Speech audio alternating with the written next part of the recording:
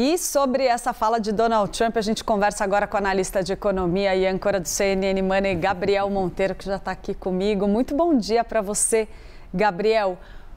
Primeiro, uma fala bastante dura, né? Ele falou baixinho ali, Donald Trump, mas pegou pesadíssimo e avisou, olha, fez um tom de ameaça ali mesmo, né? Ó, não vão ficar felizes não com o que vem pela frente e falou em taxa de 100%.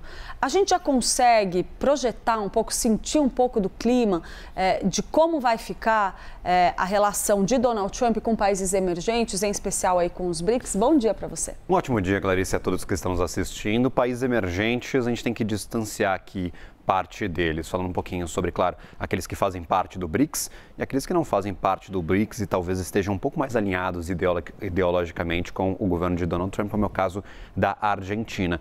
Olhando para a BRICS, a temporada de ameaças de Donald Trump está a pleno vapor, viu, Clarice? Então a gente tem, por exemplo, ameaças de retomar o controle do Panamá, ameaças de tarifações caso a Dinamarca não queira vender a Groenlândia, ameaças, por exemplo, aos conflitos que estão acontecendo no momento, para que eles se encerrem de forma muito célere, muito acelerada, rápida. E aqui ao Brasil e todos os outros integrantes do BRICS não vai ser diferente. O ponto crucial dessas ameaças é a tentativa do grupo de montar ou levantar uma alternativa ao dólar. Justamente aquela ideia, talvez, de um sistema de pagamentos em moedas locais, como é o que acontece, por exemplo, com o Mercosul, que a gente acaba pagando em real, recebendo em peso argentino, e há um sistema para fazer essas conversões em moeda local sem a utilização do dólar. O BRICS está tentando montar algo parecido, essa é uma das alternativas, ou também uma moeda única. O objetivo principal é tirar um pouco dessa hegemonia do dólar, este peso da moeda norte-americana do comércio global. Isso não agrada em nada a Donald Trump. Então é essa pauta que a gente tem que prestar atenção daqui para frente. A iniciativa do BRICS também de adicionar novos membros, em especial alguns que são inimigos declarados dos Estados Unidos, como é o caso do Irã, parece que incomodou, mas não tem mais votos, isso já está feito. Daqui para frente, o que vai ditar este clima entre os países do grupo e Donald Trump é o avanço dessas pautas de meios de pagamento. Talvez um sistema de pagamentos em moeda local ou talvez uma moeda única, o que é muito difícil de acontecer.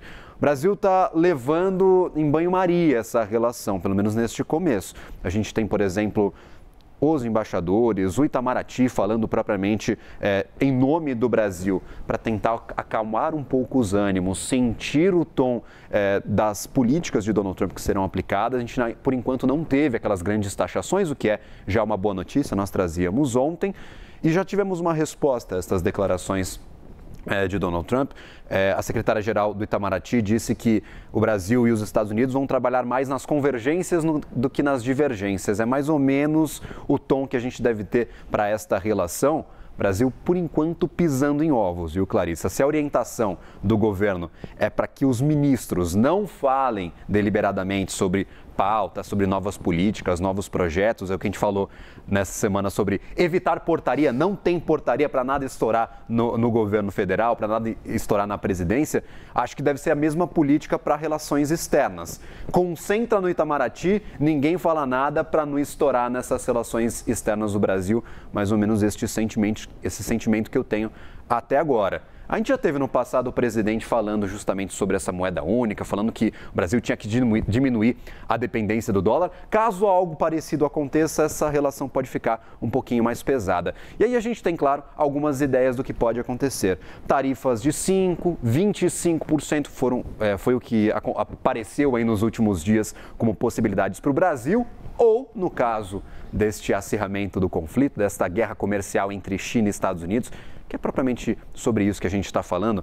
Os Estados Unidos não está mirando no Brasil quando fala de BRICS, está mirando no poder da China. A gente separou uma arte com possíveis impactos para produtos brasileiros que são muito exportados aos Estados Unidos. Por exemplo, aço e ferro, a gente exportou no ano passado quase 6 bilhões de dólares, petróleo e derivativos 7 bilhões de dólares, aeronaves, e aqui entra em especial a Embraer, tá? 4 bilhões e meio de dólares, papel e celulose, carne e outros.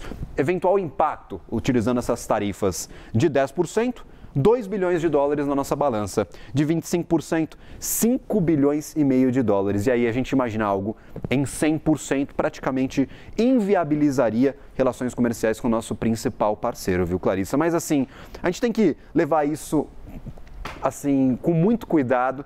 Já disse, a temporada de ameaças de Donald Trump está a todo vapor. Por enquanto, essas tarifações, o tarifaço ainda não aconteceu. E outro ponto importante, quando o Trump fala ontem, Clarissa, que não depende de ninguém, que todo mundo precisa dos Estados Unidos não precisa de absolutamente ninguém, também é um ponto de atenção. Se Trump quiser acelerar a economia dos Estados Unidos, colocar dinheiro, incentivar, por exemplo, o desenvolvimento de tecnologias de inteligência artificial, ele necessariamente vai precisar de matéria-prima, que ele vai comprar de outros países. A balança comercial dos Estados Unidos foi negativa em 700 bilhões de dólares em 2023. Vai ser negativa de novo em 2024. Então, não é bem assim. Os Estados Unidos precisa de muita gente, precisa de muitos países. Essa balança externa, ou seja, o quanto que os Estados Unidos acaba vendendo de produtos e serviços e comprando de produtos e serviços, não é positiva desde 1975, tá? Então, já há muito tempo que os Estados Unidos precisa de muita gente para manter o seu crescimento. Alguns pontos de atenção para essa relação, mas esta curiosidade de que talvez a comunicação nesse comecinho vá se concentrar lá no Itamaraty. E um ponto, né, que é fundamental nessa discussão, né, Gabriel? O presidente Lula, quando fala numa moeda para o BRICS, ele próprio sabe que não tem consenso nessa direção, não tem uma discussão adiantada nessa direção, nem integrantes do próprio governo do presidente Lula acham que isso vai sair do papel. Então, quando o Trump faz essa ameaça de uma tarifação de 100%, ele faz uma ameaça em cima de uma premissa que é muito esvaziada.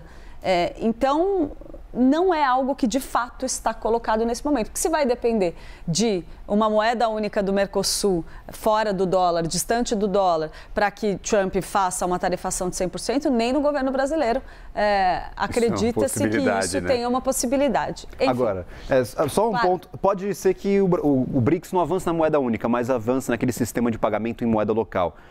Aí vai ter que trabalhar muito bem essa comunicação para convencer Trump de que não é a mesma coisa, já pode dar uma dor de cabeça, tá, Clarissa? Obrigada pelas informações, Gabriel Monteiro, nosso analista aqui de economia e âncora do CNN Money.